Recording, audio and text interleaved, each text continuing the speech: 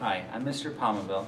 I'm creating a video on how to make items from the wheel. The first thing that we're going to do is create a bowl. Now there are certain items that you're going to need to create a bowl, so I prepared a list. You will need a bat,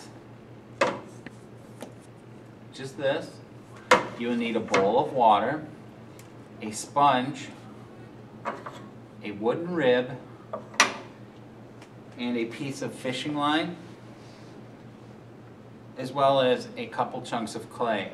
You'll not be able to create a bowl the first time off of one chunk of clay. So I recommend you have about 4 balls all the size of an orange.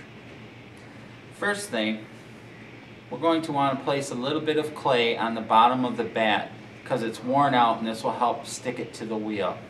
Can you zoom in, please?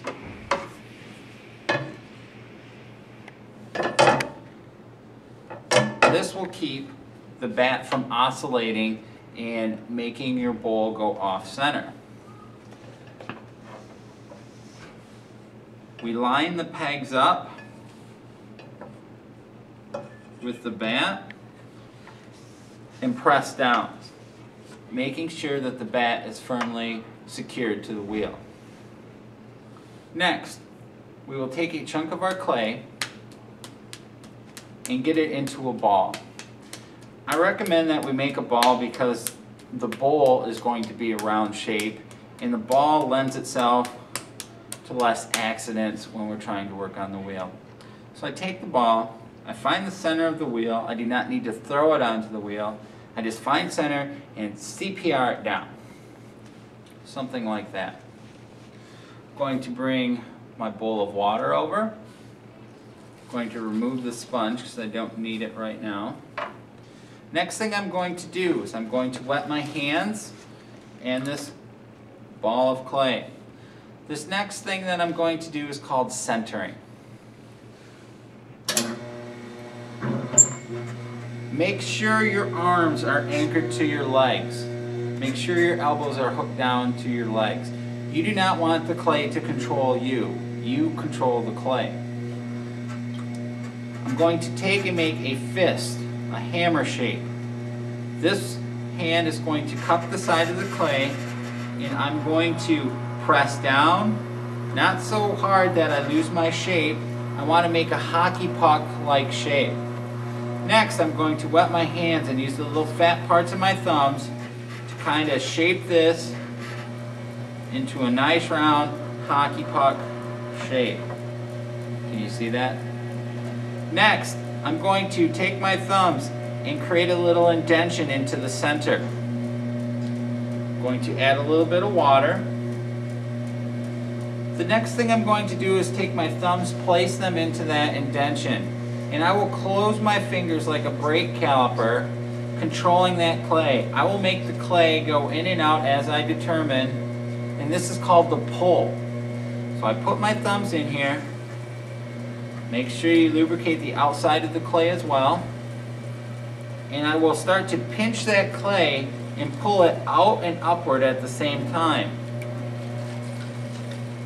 Your ideal thickness should be about a 1/4 inch thick on this bowl. If the bottom is too thick, it will hold moisture or air bubbles and tend to blow up in the kiln. So you want this to be consistently a 1/4 inch all the way through.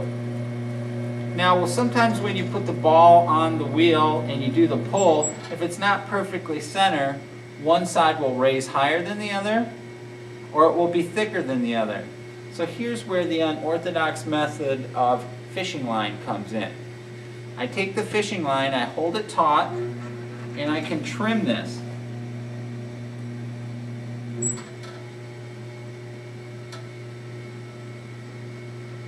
Now if you look, it's almost a 1/4 inch. It's pretty symmetrical, in other words. But I'm going to do another pull on this. When I do it this time, I'm going to curl my fingers under at the base.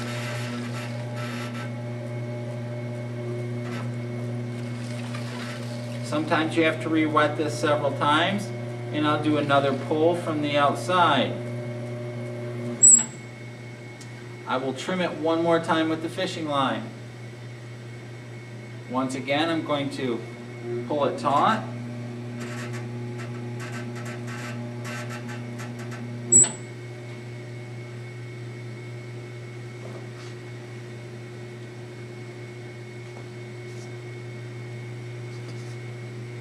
I will next take my rib and clean up the inside of the bowl with the rounded edge.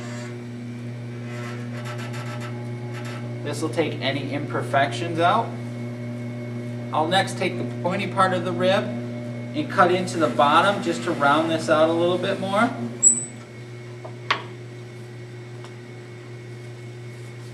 My next stage will be taking the sponge and smoothing this whole thing out.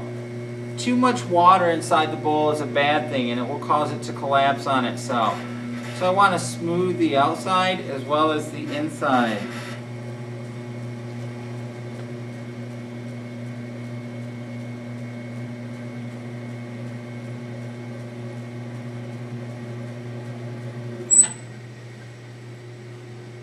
Now there are a bunch of different techniques for creating the lip of the bowl. You can leave it just like this. You could do a little pull down on the edge to make it a soup dish if you like. I prefer to leave it just like this. The next and final stage is to slice the bowl free from the bat. So I take and I pull this taut across the bottom, slicing it. Now I'm not going to lift the bowl off of the bat right away. I'm going to let this get leather hard by sitting out overnight, and you need to do the same. If you look at this, you can see it's a uniform 1/4 inch thickness all the way through. If I slice this bowl in half right now, you would see that it's a 1/4 inch thick. This is what we want.